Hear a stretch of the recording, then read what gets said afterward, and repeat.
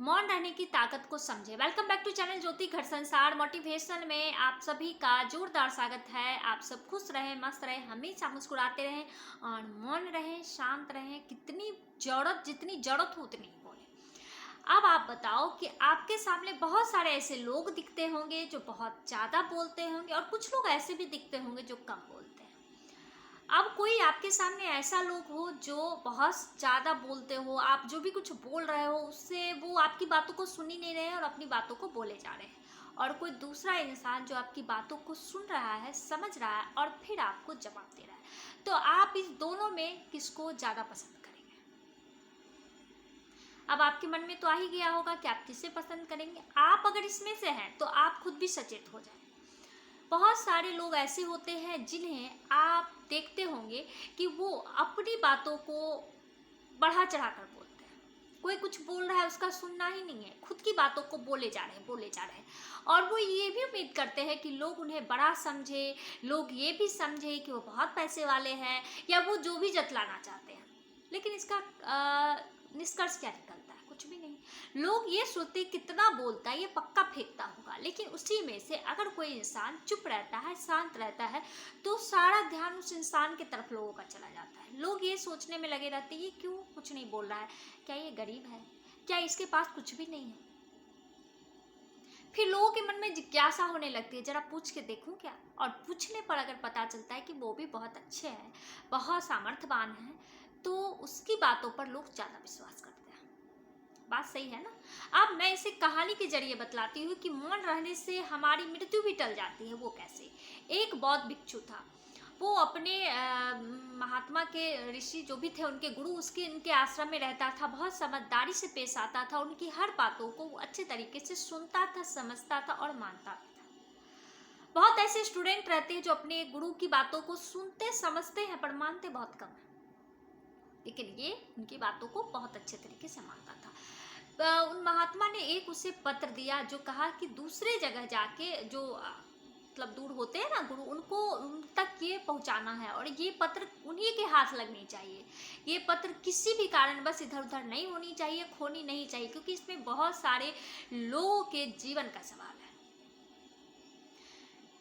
तो उसने अपनी गुरु की बातों को समझा, माना और वो चल दिया। घोड़े पे सवार होकर जब वो जाने लगा तो एक संकरा पुल नजर आया और पुल के उस तरफ एक समुदाय जो भी कहे, एक खड़ा था। वो उसके हाथ में तलवार थी और उसने कसम खा रखा था कि जो भी इस पुल से गुजरेगा मैं उसे मार दूंगा। अब तो इसे डर भी था और दिमाग में ये भी चल रहा था कि ये पत्र भी पहुंचाना है। तो उसने उससे कहा कि ठीक है, तुम मुझे मार देना, कोई बात नहीं, लेकिन मुझे ये पत्र उस गुरु तक पहुंचाने दो, उसके बाद तो मैं आऊँगा तो इसी रास्ते से ना, तुम मुझे मार देना, क्योंकि जाने का तो कोई और रास्ता है भी नहीं। और वो इतने गुस्से में, इतने अहंकार में था, उसे छोड़ दिया। वो चला गया गुरु के पास और गुरु को वो पत्र दिया और अपने बारे में बतलाई, अब तो मैं जा रहा हूँ, मेरी मृत्यु तो मेरे निकट है, गुरु आप बताएं कि इससे कैसे बचा जाए। तो गुरु ने कहा इससे बचने के तो कोई रास्ते नहीं है, मृत्यु तो तुम्हें आनी है, लेकिन हाँ तुम एक काम करना, जब मृत्यु आए तो तुम उसे स्वीकार कर लेना, अपने मन को इतना शांत रखना और तलवार को ऊंचा उठा के रखना, मतलब अपने हाथ को ऊंचा कर लेना, तलवार ऊंचा उठा के रखना और एकदम मन को शांत करके खड़ा रहना। तुम्हारी मृत्यु तुम्हें कैसे पहुंचती है ये तुम्हें अनुभव होगा। एक ठंडी सी तलवार की आहट, मतलब एक ठंडापन जब तुम्हें महसूस होगा तो तू समझ देना कि तेरी मृत्यु आ गई है। इसने सोचा गुरु तो सही कह रहे हैं, जब मरना है ही तो इसकी अनुभूति करके ही क्यों नहीं मरा जाए भाई, और तो कोई उपाय भी नहीं है ना, चीखने चिल्लाने से, पैर पटकने से कुछ होता भी नहीं। लेकिन अगर शांत रहने से कुछ चीज़ों की ज्ञान हो जाए, कुछ चीज़ों की अनुभूति हो जाए तो ये ज़्यादा बेहतर है। ये सोच के वो चला गया। जब वहाँ पहुँचा तो ये उसके सामने जाकर एकदम शांति से खड़ा हो गया और अपने हाथ को ऊपर कर लिया और खड़ा रहा, मुस्कुराता रहा। इधर इसे लगा कि अरे ये इतना शांत चित्त है, इसे कोई भय भी नहीं है और आंख बंद करके, हो सकता है इसके पास कोई और ज्ञान हो जिससे आंख बंद करके ये तलवारबाजी करता हो और ये मुझे हरा देगा पक्का। ये सोचकर वो डर से, क्योंकि कोई भी अगर आएगा तो चीखेगा चिल्लाएगा, अभी तक इसने जो देखा, लेकिन यहाँ तो कुछ अलग विपरीत स्थिति थी ना, वो उसके कदमों में झुक गया, उसे अपना गुरु मान लिया और कहा कि आप मेरे से श्रेष्ठ है, आप मुझे ज्ञान दें। तो आपको इस कहानी से क्या समझ में कभी कभी ऐसी परिस्थिति हमारे सामने आती है, ऐसा नहीं है कि नहीं आती है, हमें उससे निकलना है, लेकिन हम क्या करते हैं, चीखते हैं, चिल्लाते हैं, अपने घर पे, अपने परिवारजनों पे हम लोग गुस्सा उतारते, उससे कुछ भी नहीं होता है। वहीं पर अगर आप शांत चित्त से उससे निकलने की कोशिश करेंगे तो आपका परिवार भी आपका साथ देगा।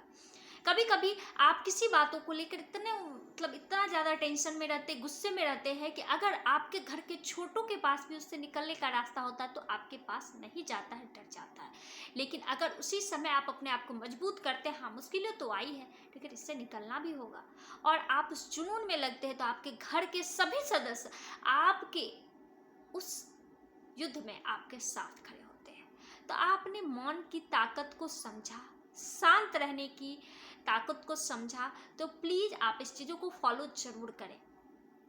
सबसे पहले तो मेरा इस चैनल आपको कैसा लगता है जरूर कमेंट करके बताएं, और जो भी मेरा ये वीडियो देखते हैं प्लीज लाइक करें, शेयर करें, जिन्हें भी जरूरत हो सब्सक्राइब करें। Thank you.